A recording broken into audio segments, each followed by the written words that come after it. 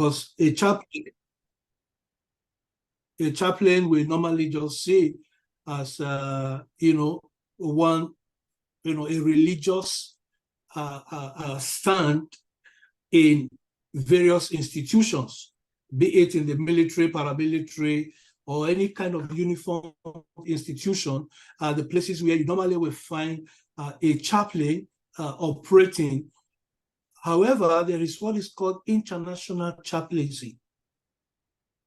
Now, it is the international chaplaincy that has the right to be able to get into certain situations that only officers, like the military officers, can get into. For example, consider a state of war, and the people need spiritual guidance, they need comfort, they need reassurances to be able to get on the field.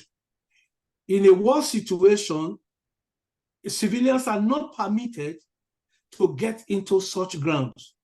But an international chaplain is licensed to get not just into a war zone, but also to be protected by the military, leading such an international chaplain into that environment for him to be able to render what we call pastoral care to the people that are in such crisis situation.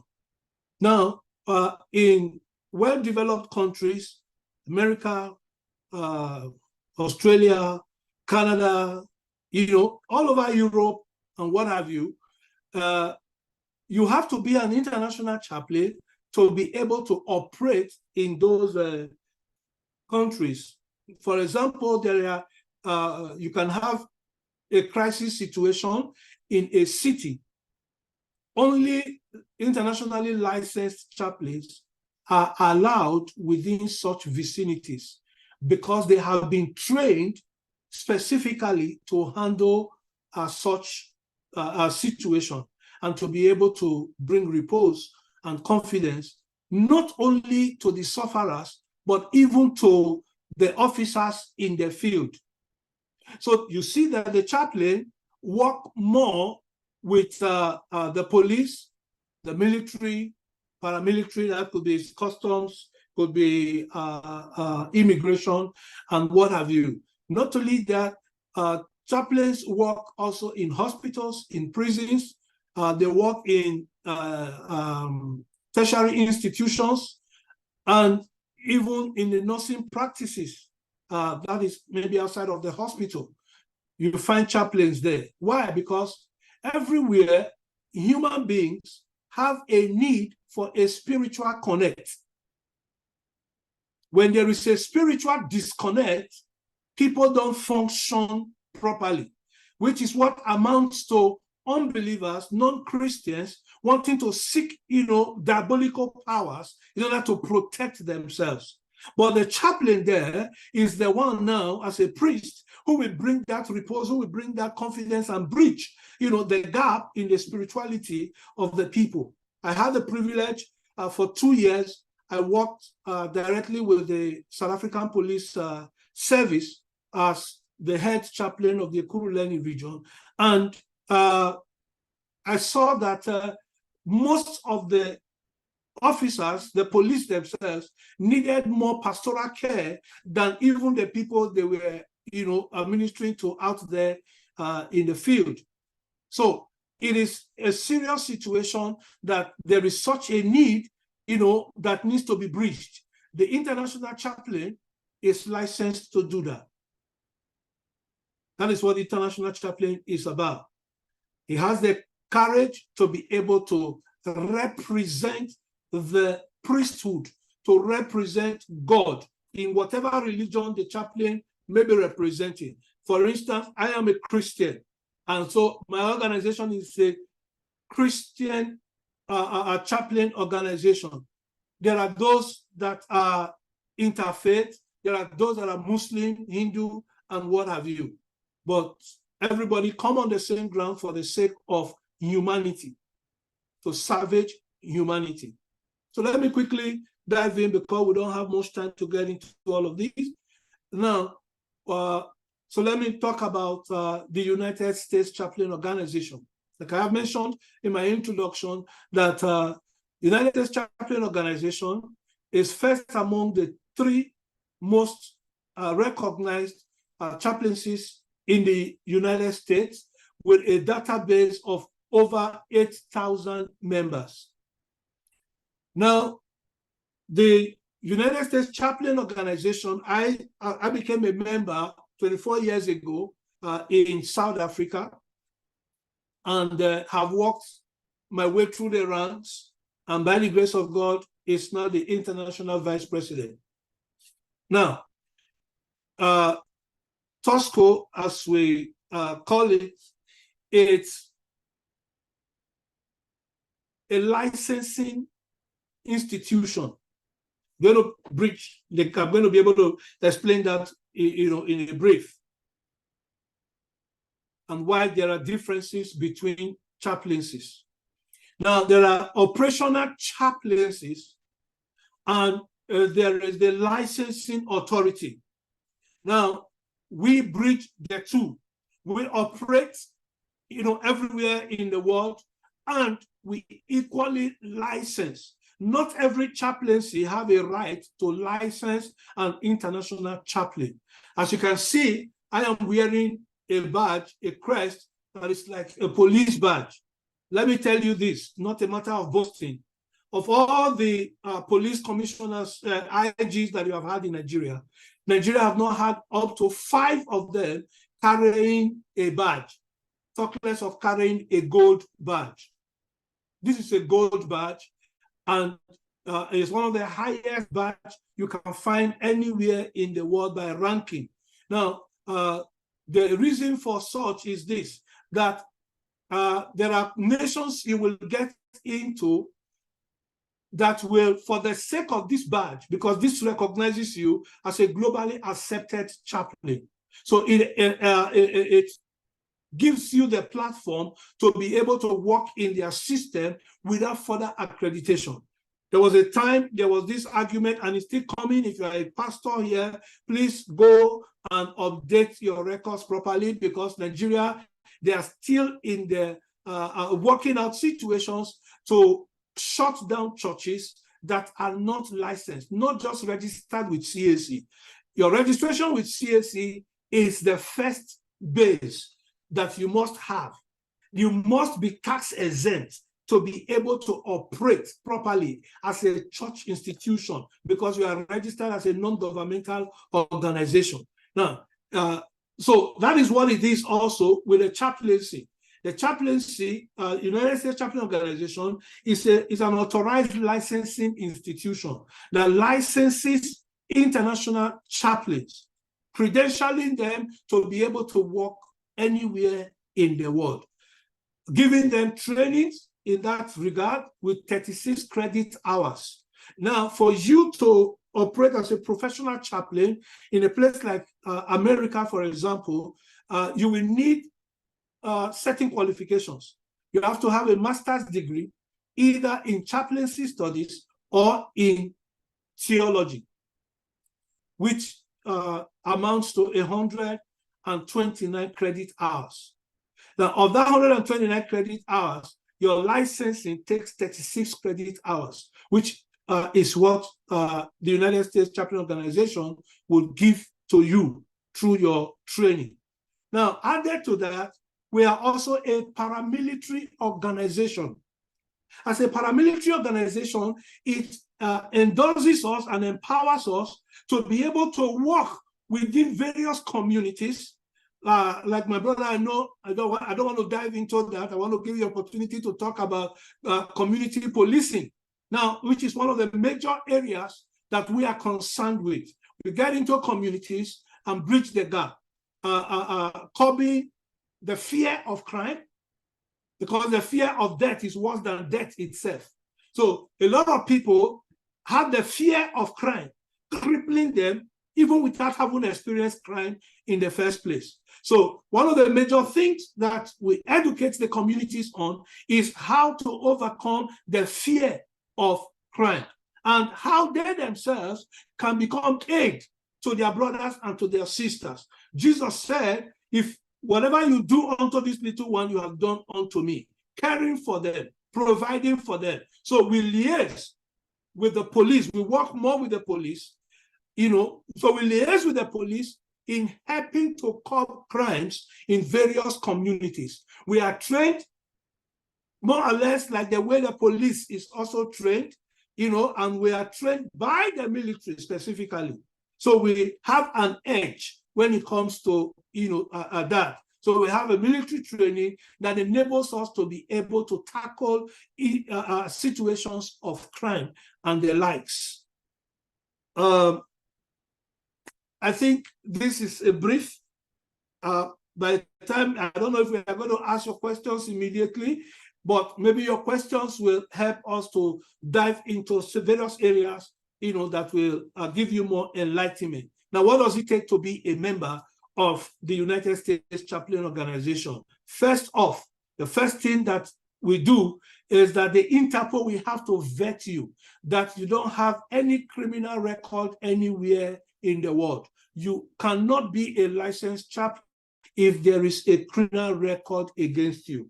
But by law, if you committed crime that is over 10 years in records, it can be expunged if you have not committed any other crime after that record has been created. So that is for that. So the number one thing is that the Interpol must vet you that you don't have any criminal record.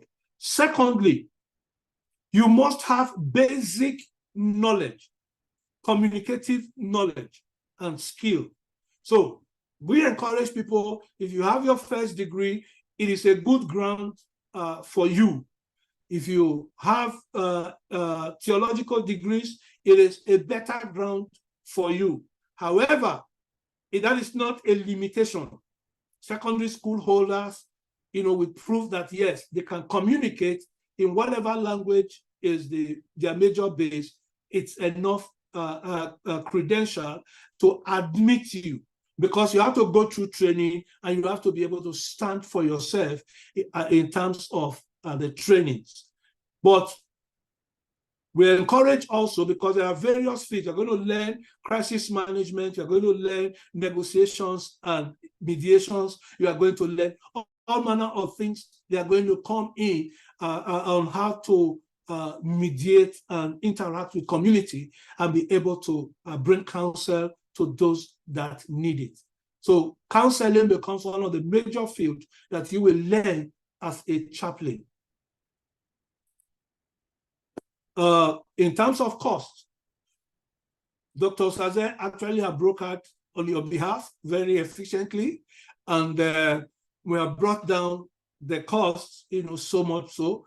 And so those that are interested in coming in, I believe that information will be given to you as at when due. I don't know, except if Dr. Osaze wants me to get into all of that.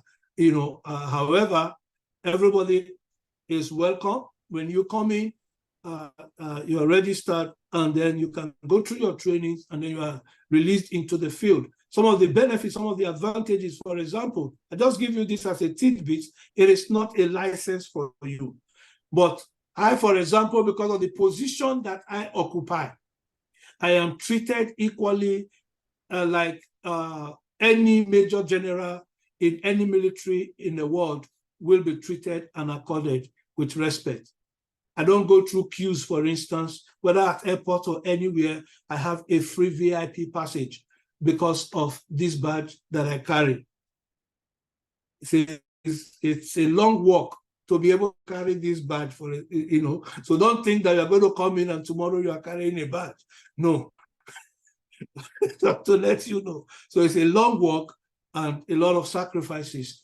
I'm also happy to let you know Dr. Osaze is also carrying a similar badge, just as you see me carry. Amen. If there are questions, I will entertain them. Over to you, Dr. Sadler. Thank you very much, sir.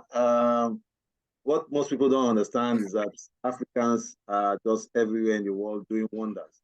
And our duty is to make sure we keep, I want to use the word, exposing them, wherever they are, until we all know that, yes, we have what it takes to be what we want to be. So he has said so much about the membership of chaplaincy, like because of time, if there's enough time, we'll talk about it, but if there's not enough time, you'll be getting it with your email, getting it in your email. Like I said, once you have a certificate for this program, you are very, very sure to get invitation to become a cadet. I'm sure he's going to talk about the cadet level and the officers level. Yeah, I would like him to talk about that briefly so that we can move on to the next speaker. So if you finish this program, I think you know the next step to go to. Thank you. Thank you. All right. As a cadet, you are coming in as a trainee officer, where you will be educated in the basics of what chaplaincy is and how to operate as a chaplain. Now, it accords you the privilege to be able to, work with the police in collaboration with the police community public relations, like my brother Stadigun, and various other community-related programs.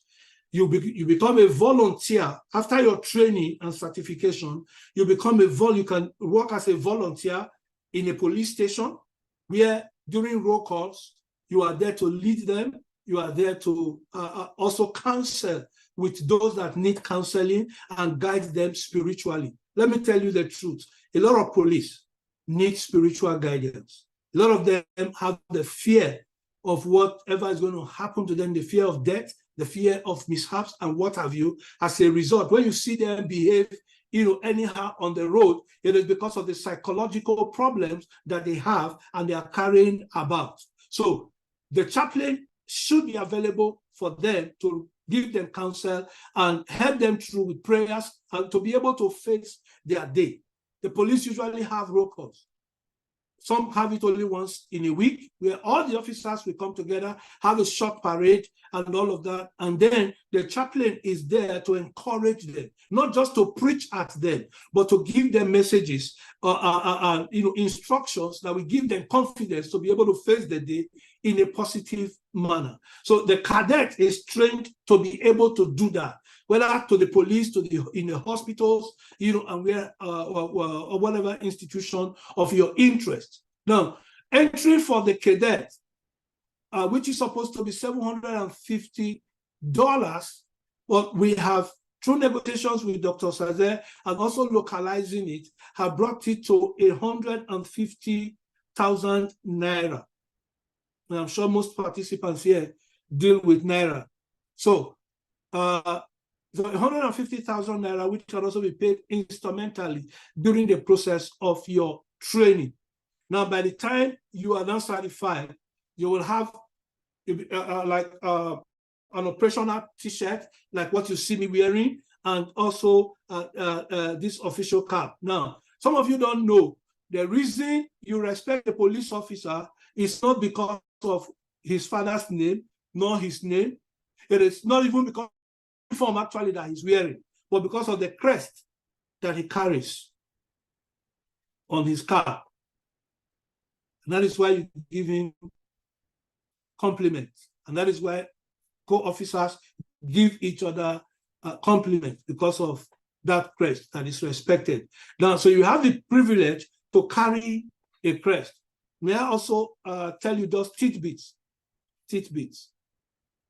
I was once driving on the Nigerian road, and the police stopped me, and I introduced myself. Of course, the officer was drunk, and wanted to put some trust. He asked me to get out of the car, saw a laptop, and was trying to embarrass me. I just got into my car, and I drove off. And they started chasing after me with their vehicle. I knew there was, then it was the days you have these military checkpoints almost everywhere. So I drove to the next military checkpoint, and I stopped. Introduced myself to the the CEO, the officer in charge there, and I told him that police vehicle, they are chasing after me. He said, for what? I explained to them, the vehicle came in. They asked all the officers to begin to do frog jump, including the inspector in charge, for disrespecting an officer, a senior officer. And I was asked to go on my way, and I entered my car and I drove off. That is some of the respect you can get, because not just the fact that you are working in collaboration with the police, but the fact that you are carrying this crest on your head. That is what is respected. So when you are now credentialed, you will get some of these privileges, but we always counsel, please don't abuse the right. Don't go and behave the way we are asking you to prevent others from behaving. Amen. Now, that is the first level. That is the level of being a cadet. And after that, you can choose to become an officer. An officer is not only licensed, but now it is an internationally licensed officer, and it carries a badge. It carries a badge. We are not able to negotiate that because of the various things that are involved with that. And the height of it is that you'll be carrying a badge. It is $750 to become an officer in that category. Then there is also what we call the marshals. 2 stages of marshals. One is $1,250, the other $500. That is full marshalship. In Nigeria, for instance, we have commands. We have the national command that we are just relocating the office from Lagos to Abuja.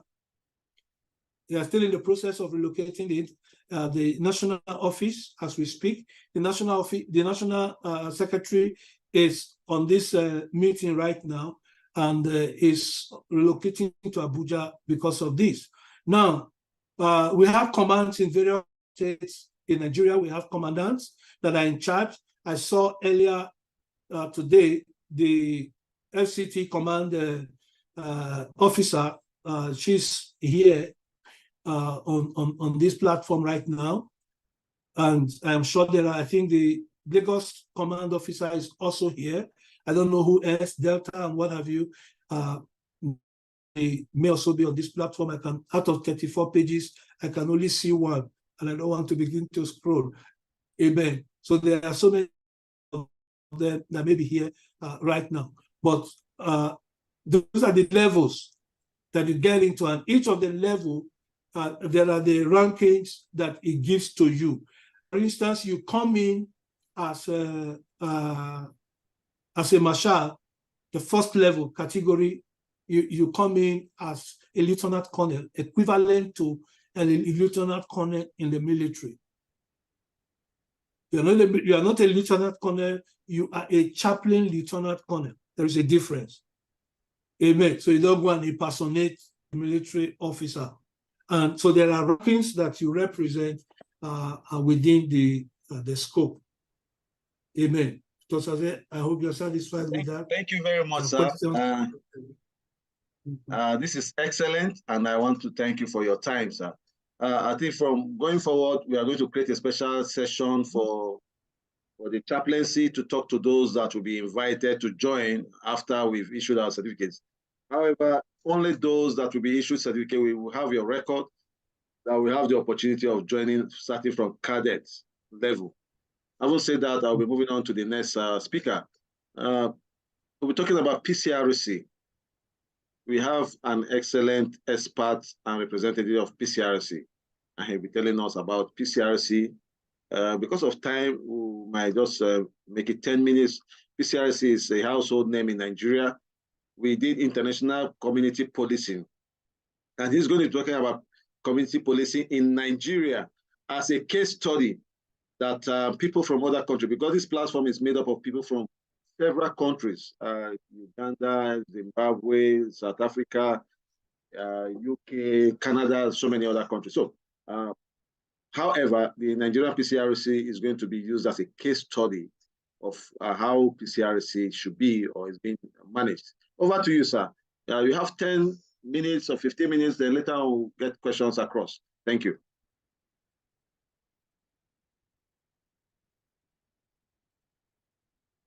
You can unmute yourself, sir.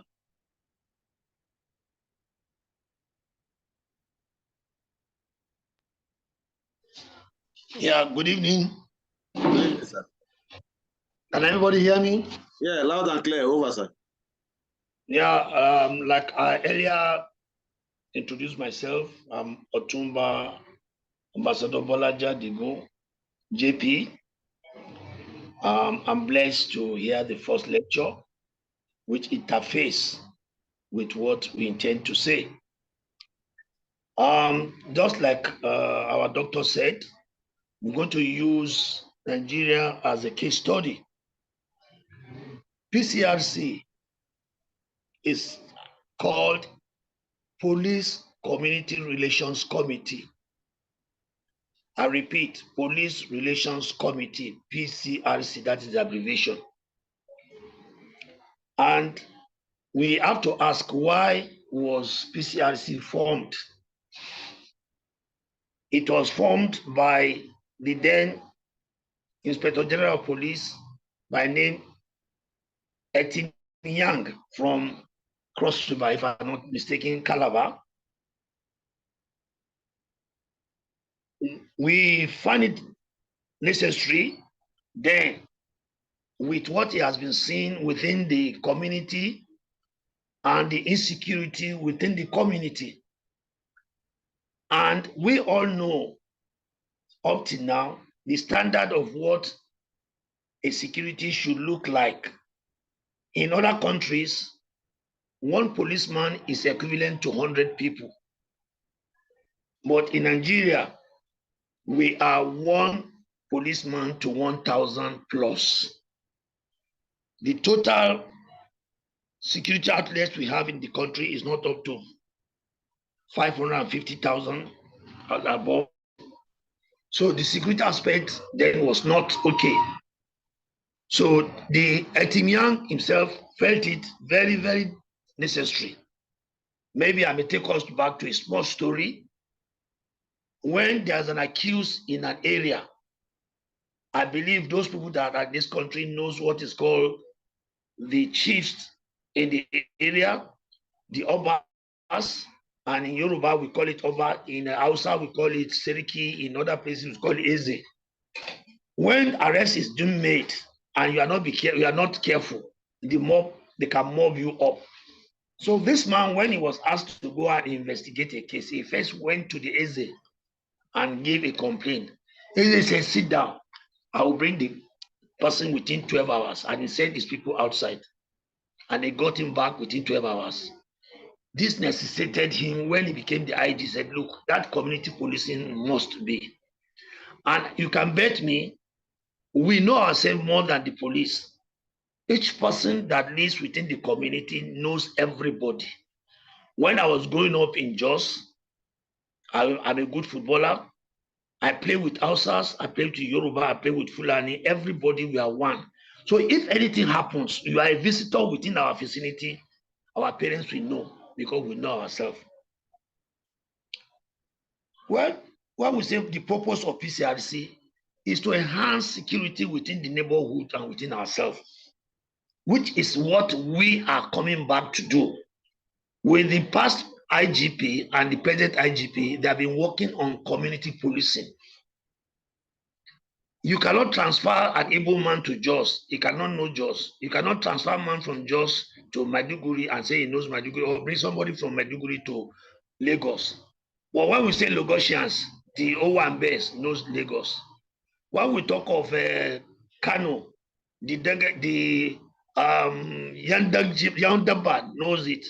When we talk of East, we saw Odochi knows it. So every person has his own peculiar of security. And that is why the Board of Security Policing, that's PCRC, was formed in 1948 by Etim Young. Why do you have to encourage it? It's very important.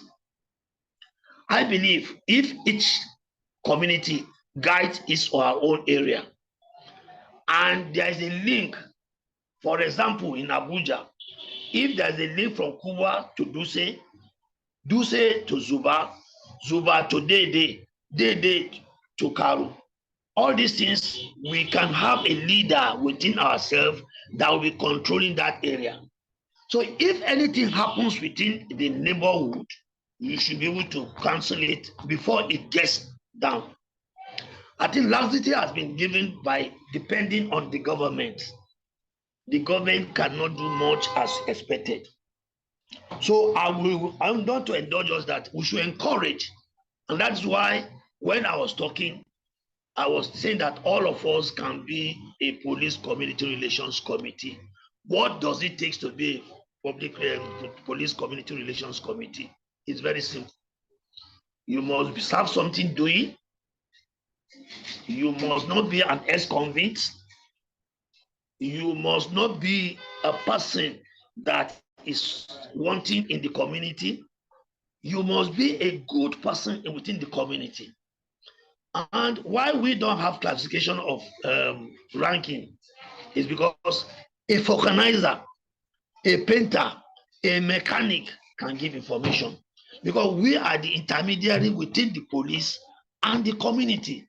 And in fact, PCR is the eye of the community, because when you have a problem, you come to the community because policing itself, the meaning of policing is that you want the way the police should police you, and this is the only way. There must be vice versa. We must belong to the police, and the police must belong to us. So I don't want to go to that saying that the law is meant for this, but the policing itself, it is meant for we, the community. In other countries, the police community dictates for the police. But we are coming to the era in Nigeria that the policing is now being known, especially the past IG and the present IG. There's nowhere the IGP goes now, he will ask where are the police community relations committee. And to enhance it more, the PCRC has all over the nation, like the same rank with the police, like my Leonard's friend just said. We have the divisional police, we have the area command, we have the zone, and we have the DIGs, then talk of the IGP. Our national chairman is only one, Alhaji Magaji Olaniyan, and he's a workaholic, and he's been going around the whole world. We have a page where I want all of us to join. PCRC is a voluntary organization, like I said. And why we are coming is to aid the police, because we know the strength of the police, that they don't have much. And I want to let us know that the PCRC is serving the same opportunity a policeman is serving. There are two things we cannot do. You cannot carry weapons, and you cannot go to court, because we are not trained on that area. But you can make arrests, you can investigate, you can visit the prisons, you can visit the police station, you can visit the cell, because it is your neighborhood, it is the community that is there. And how do you do it? It is through our little dues we pay every month, because we are not paid. Some people will ask, what is the advantage? There are a lot of advantages of being a PCRC. It will get you closer to the police, it will get you closer to the community, and it will give you contact to the community and the police itself. I have next 5 minutes to go. I've been watching the time. So what makes you to be a police officer, police community relations committee? It is the enthusiasm to serve. And we have a slogan, which we said, PCRC, we now call it service to the nation and humanity. When we say service to the nation and humanity, you say PCRC. It's a slogan, but you have to be a PCRC before you can make that, so that you don't be impersonated. And like my last speaker said, we have trainings too. And luckily, for the past 5-10 years, we've been engaging with the NGOs, giving us a lot of enlightenment on how to move, and we're having much collaboration with the police. And Cuba has been set aside as the pace setter, which gave us a better plan and a better relationship within ourselves. So what makes you a divisional police is that, like, you have divisions in every state. In Kano, we have, in Abuja, we have 43 divisions, and in every division, we will have what is called a chairman of a division. And the chairman of division, we now have what is called a state, which all the divisions report to the area command, back to the FCT command, which is a state. And in the whole 36 states plus FCT, we have 37 FCT, we have 37 state commands, which they are the one in charge of all the states. And once you want to be a member, you need to visit the divisions or the area command or any zonal office to find out when do they normally have their meetings. Our meetings are always every once in a month. It depends on the divisions. Some take Saturday, some take Thursday. The FCT command holds meeting twice in a quarter to give the report, while the national does their own once in a quarter. So we have the same rank the police is serving. The DPO is equivalent to the divisional chairman, while the area command goes with the area commander, while the zones go with the AIG, and the other ones are the DIG and IGP.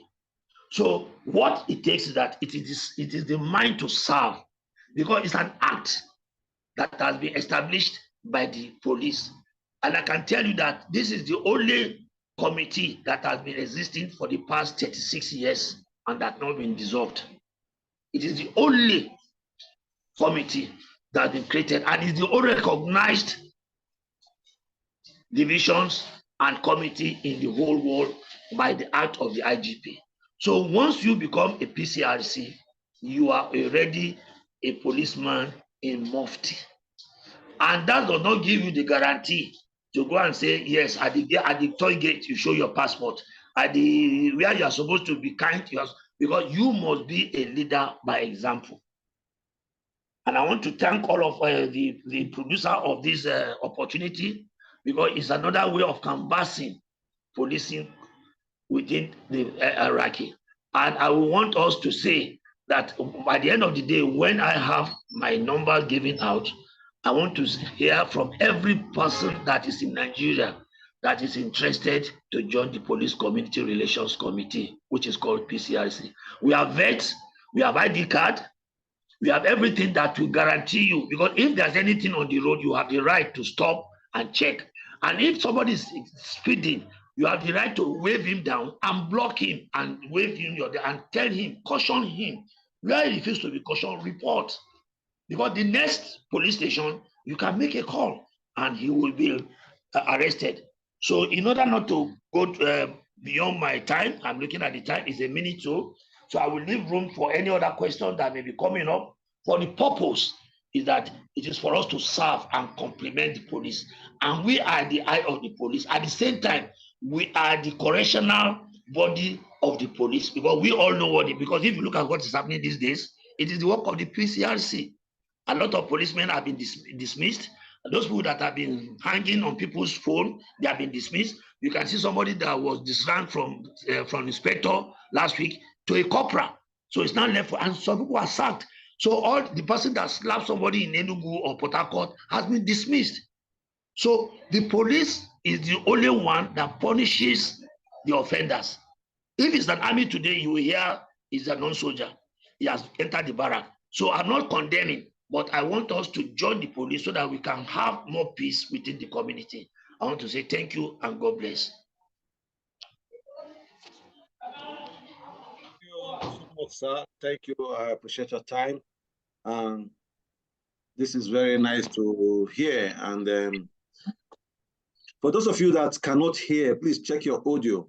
I'm sure everybody can hear. If you can hear, just type yes.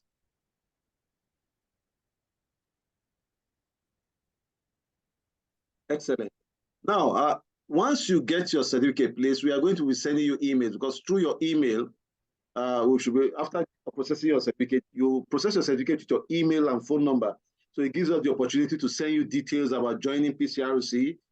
We'll send you phone numbers to call to join PCRC. We'll also send you details to join the chaplaincy. And please, may I inform you that no single certificate for chaplaincy, for PCRC, community policing, for forensic has been issued. No certificate has been issued. No certificate has been issued for healthcare administration. It is after this Zoom session that certificates will be issued. And if you have issues, please kindly sort it out with your trainer. And for payment for certificate, only pay to the person that handled your class.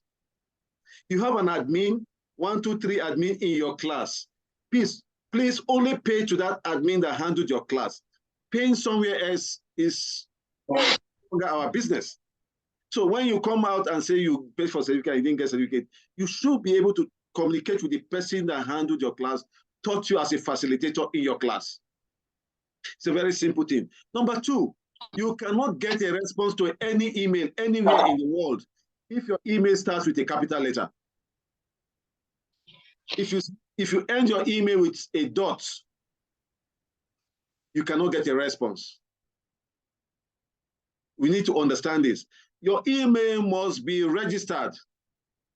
Yes, your email must be registered. I have cases where people just go and write their name at gmail.com and they are waiting for a response for an email. And when they don't get email, they say they were scammed of their money. Please, you must register your email with Gmail. Yes. And please, details about membership of these 2 institutions will be clearly spelled out with the officials of these institutions, who will only direct you to them and let them know that you did a program with La Plage. And I also advise the institutions in charge to honor the certificates that will be coming. Our certificate is affiliated to the United States Chaplain Organization. And I'm also a member of PCRC. So the certificate is well respected and it's well recognized. So once you present your certificate as someone that have done trainings with us, it will also help you to quickly get your membership. But you must meet all the criteria spelled out to you. We are not going to cut corners in this case. Thank you very much. Apology. We excellently appreciate your time. We'll be moving on to the Dr. Joseph to talk about forensic. So we have only 10 minutes, so that we'll use the remaining few minutes. We'll end this program by 8:30. So we'll use the remaining few minutes to take questions from 1 or 2 persons. Yes. Dr. Joseph, are you there?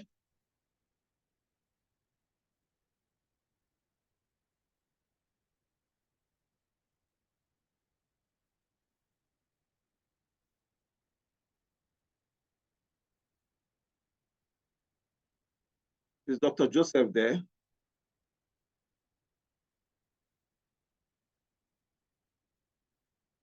Okay, over to you, doctor.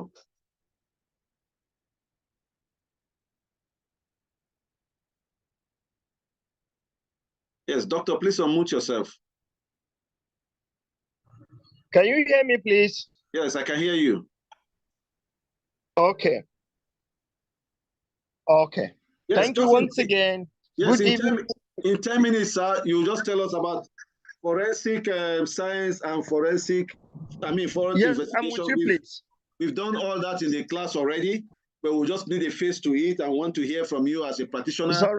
Yeah, about these 2 programs. Okay. Thank you.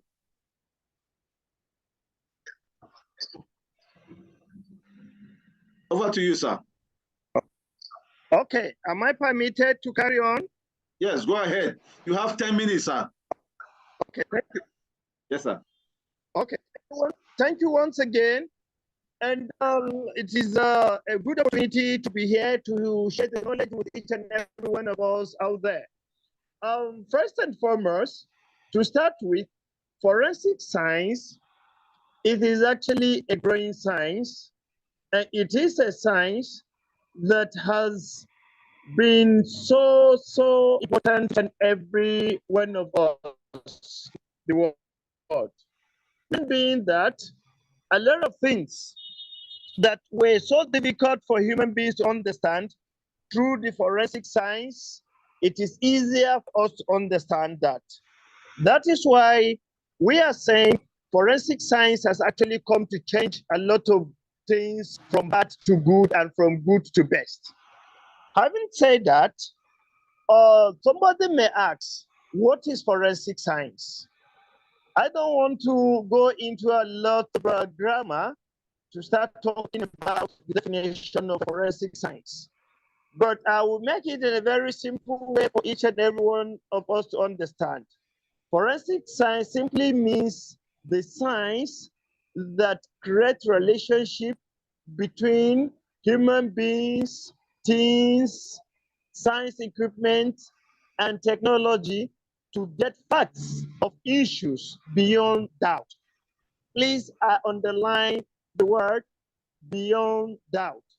Reason is this: forensic science can investigate everything into details and come out with the basic facts that when a forensic expert appears before the court of law and tenders his or her evidence, it will be beyond doubt.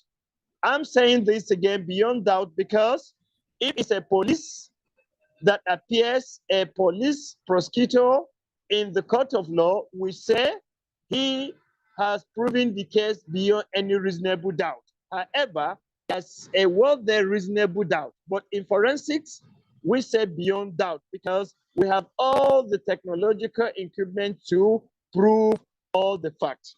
Why am I saying this?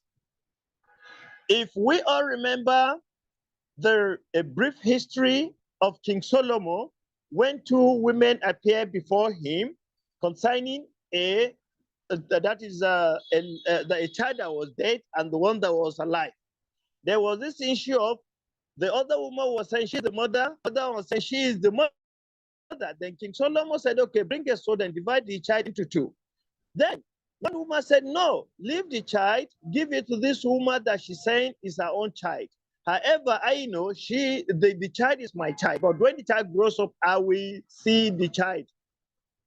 What are we saying here? It is named forensic psychology. That is to say, if that thing will happen today, through the forensic science, we have what we call the DNA. That would have been taking care of that. And it was through there that research forensically, we have now invented the procedure of determining what to call the paternity or maternity of a child. So you can see the beauty of forensic science. That is one. The other side of the good aspect of forensic science is that whenever there's an issue and you want to find out who actually enters a place, there's what to call the fingerprint. It is also part of the forensic science. Also, even your handsets now, because of the investigation of forensic science, you have what we call these handsets that you will use your finger print to off and on it.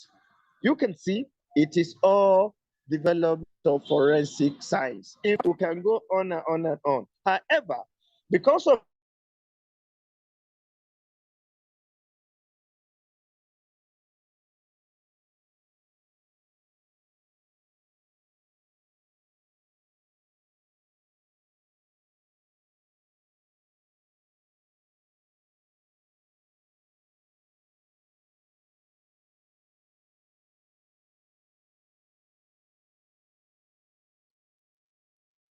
Okay, we've lost him, and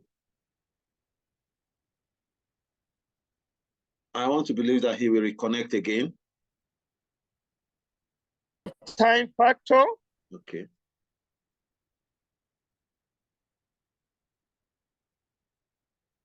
Are you there, sir?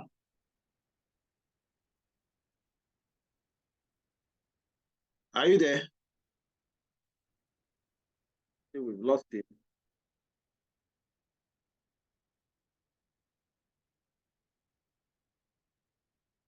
Okay, while we're waiting for him to reconnect, I want us to take questions for the speakers, the first two speakers. Might just be able to entertain just 3 questions each for each of the speakers. Please, your questions should be very straightforward, very straight to the point, and On issue of membership of any of these organizations, please, you don't need to bring it up. We are going to send you full details, full contacts, and possibly have a group where you have another session with Apostle and his lieutenants in Nigeria and abroad to answer your full questions. It could be a 2 hours program where you ask all the questions you need to ask, you get all the information you need. So you don't need to bother yourself about membership now because of time. Secondly, you don't also need to bother yourself about this certificate, discussing certificate here, because I see a lot of people posting their emails and phone number. It's not needed. When you get back to your class where you did your training, talk to the admin. The admin will give you instructions on the next thing to do. Yeah, thank you. I think Mr. Joseph is back. Yes. Over to you, Mr. Joseph. Yeah. Welcome back.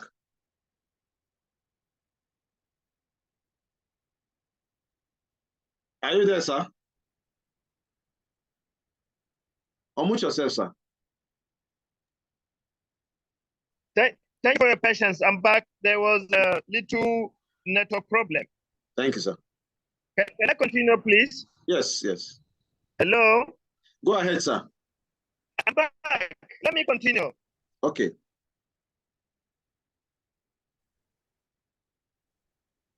Go ahead, Okay, sir. hello? Yeah, go ahead. Okay, thank you. Okay. Sorry for the mix-up in the network. So as I was saying, the forensic science is really a very important thing in our lives. One, I was talking about a forensic pathology. Forensic pathology, we are aware if there's any case, just like the person that discussed about the policy committee, if there's any issue of maybe somebody died on community, you see, they can just rush and go and bury that person. What they would need is that to recommend that the dead body should be subjected to what we call the autopsy. What are we talking here? In the forensic science, we will say there are 3 ways that somebody can die. The first one is when somebody lives for a very long time, like people will say 3 score 10, that's at least between 70, 80, 90, 100, 100 and so on. A person dies, we will assume it is a natural death. And then the unfortunate one again, if there's an accident and somebody dies, okay, we say it is an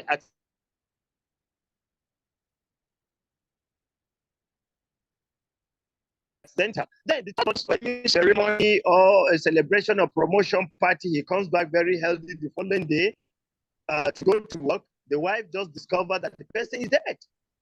See, we in the forensic science, we use what to call the forensic toxicology to find out when he was in the party, did he actually take drinks that contains some certain things?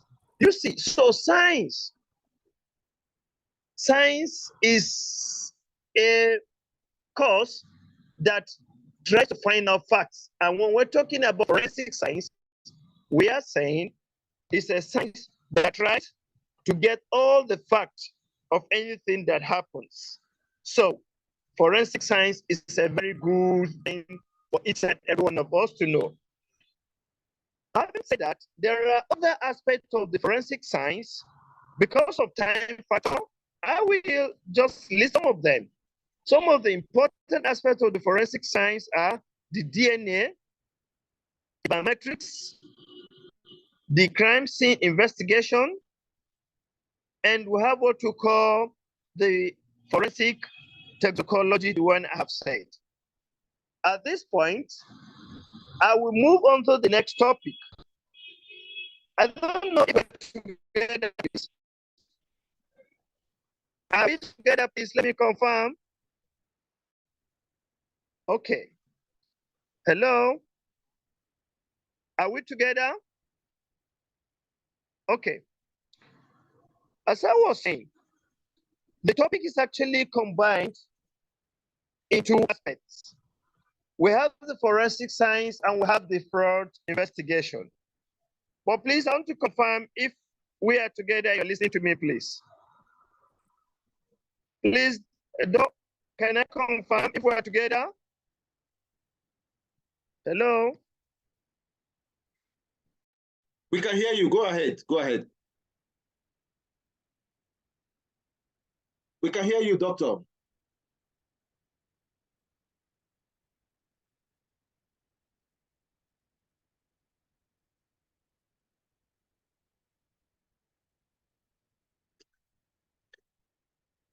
Doctor, we can hear you. You can go ahead.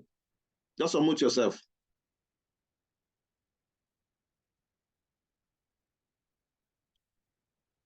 Unmute yourself, sir.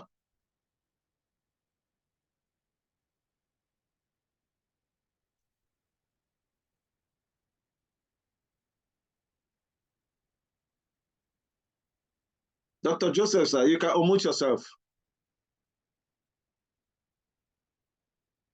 Okay.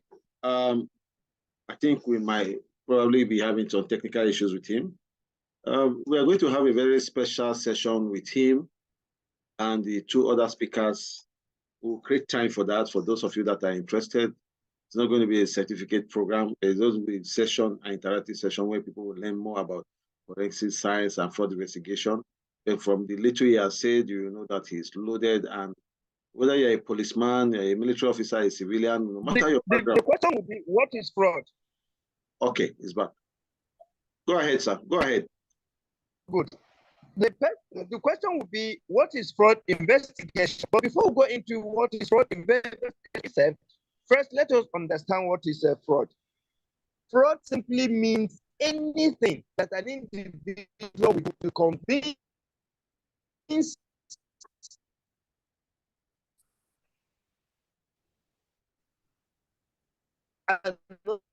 after his money in a way that if the person knows the exact facts of that issue, he or she will not release the money, which means it is a process of deceiving an individual to release his money or to release his property that is in a fraudulent way. That is why it is called fraud. It has to do with a lot of activities, especially in our current economic situation, where people, let me put it that way, don't want to work hard to earn legitimate money. They capitalize on either the ignorance of some people or some people who are not exposed to actually cheat them by bringing in some kind of criminal actions. And that is why now we have what we call 419. 419 is really a code, a section in the criminal act or the criminal code of the Federal Republic of Nigeria, who says criminal activities, and that is why it is codenamed 419. So fraud is actually a very bad thing, and it is actually causes a lot of problems to many individuals. Let me tell you what I think about this. It makes so many people even die at the time that God has not allocated them to die. Reason is this. Look at this Yahoo issue that we're talking about. Somebody has worked for over 5 years, because in the condition of service of the Federal Republic of Nigeria, if you serve for 35 years, you are able to retire, except if you're in the academics or if you're in the judiciary. What I'm trying to say is, after putting a good number of years, you retired, and somebody through these fraud activities defraud you of all the earnings. Either it could be your gratuity or your pension, and the whole thing is gone within a second through what we call the cybercrime. How would that person feel? And that is why lecture on fraud is very important for us to be aware that, look, we have to be very careful. There are people who are crafty to get your hard-earned money in a very simple way. So you should be very careful. If anybody comes and is giving you tips or any investment, please think twice. And if you're not very sure of what the person is trying to make you pay money or do any other thing, please ask or confirm. Nobody should come and start saying, investment of this within a short time in account in what we call payback period. If somebody comes and says this is very short, please think twice. It could be a fraudulent activities. Now, let's go into what we call fraud investigation. We're talking about fraud investigation. We're saying somebody has defrauded Mr. A, and Mr. A wants to actually find out, is this still genuine or his money has gone in the wrong way? So the person can now report officially that, look, he paid money for A, B, C, and has not gotten. So what is the next action? So relevant security agents or agents will now go into the investigation by taking the statement and all that. So in some, what we are saying is this: fraud investigation is what we call reactive investigation. But the most important thing is for one to be proactive. That is what we call fraud prevention. And what are the methods? Because of time factor, we have this aspect. Fraud prevention is one, think twice before you go into business investment.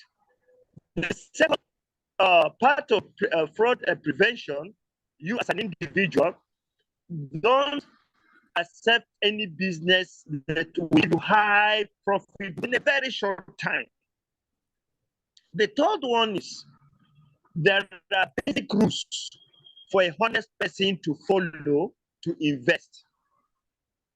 The fourth one is it is good for you to contact enlightened people before you go into a business that you don't know. This simple steps can prevent you to be a victim of a fraudulent people. And by extension, because fraud, tell you, no matter how careful or team to different people. And that is why lectures of this nature, they're important for each and every one of us to listen to, so that you are exposed. So when somebody comes up with anything, you will not say, oh, in forensic science, we learn things like this. We have to be careful, because a lot of criminals are having investment of techniques to defraud working people. So be on your watch out. Then I was saying the federal government, anywhere in the world, they put in place some security people to help people who are not all that exposed in terms of preventing fraud to happen to them. For that reason, this country will have what to call the EFCC. That is the economic. We know what we're talking about at the same time. They are there to actually investigate all the financial crimes, especially the Yahoo boys and all that. We also have what to call the ICP, that is the ICPC, that also take care to make sure that fraudulent cases are handled to logical conclusion and victims are compensated, and then the guilty parties are punished. Then we also have the other security entities like the police. The police also help to see that prevented, and all other relevant security entities that are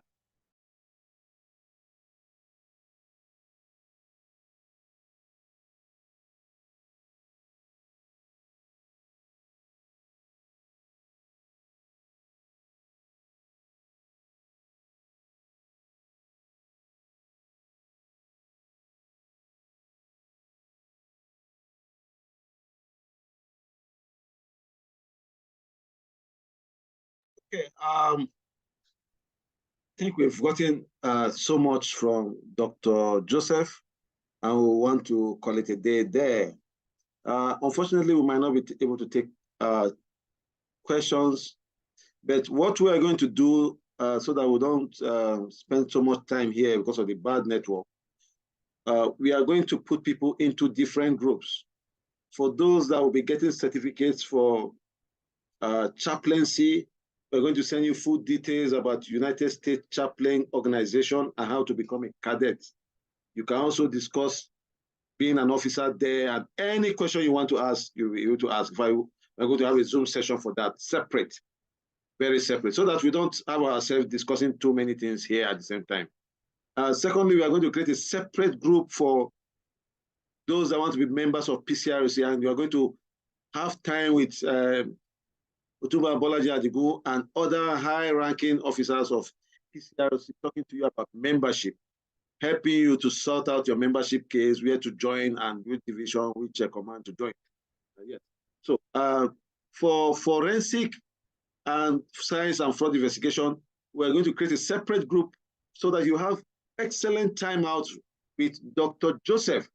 And for those of you that want to become chartered members, you can, those of you that want to become members, you can actually have the opportunity of becoming members of the chartered body, chartered by the federal government.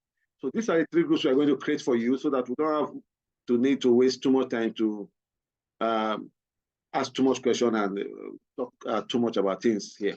So that please, and if you are interested in any of the 3, because by virtue of getting the certificates, you are going to get information on how to become members of the 3. Yeah, thank you very much. And please, this Zoom is being recorded. This Zoom is being recorded. So you're going to get a copy of this Zoom. Yes. And to be sent to your class. Please, if you have not paid for your certificate and you want to pay to the admin that handled your class as a facilitator. Don't pay elsewhere. Don't pay outside your group. Pay to the admin that handled your class as a facilitator. Certificates will start being issued from this night, but especially from tomorrow. For those of you that took courses with mental health, public health, and health, and whatever, if you are here, please, it's very wrong for you to make payment in a WhatsApp group to an admin and you are in the class and you've been told that you can sort out your certificate issues from tomorrow to start private chatting. And you are private chatting me, asking for me to give you a certificate when I don't have your payment of your proof of payment. We just talked about fraud investigation now. Please, let's do things the right way. And by God's grace, I think this country is going to be, this country and Africa in general is going to be a shining star in the best practice, everything we want to do. And we're going to start here. We have to start from somewhere. And now is the time to start from that place. Ladies and gentlemen, once again, I want to appreciate you, appreciate your time.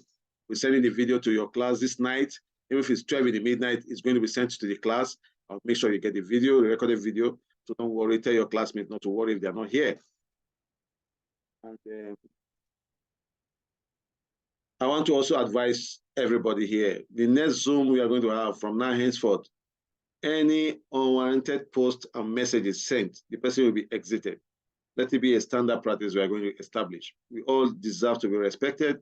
Every member here deserves to be respected. Everybody here deserves to be respected. Thank you very much, and God bless you all. See you in the WhatsApp class. Thank you, and goodbye. Thank you. Thank you very much. Thank you. Thank you. Thank you, Dr. Saze. Thank you very much. Thank you so much.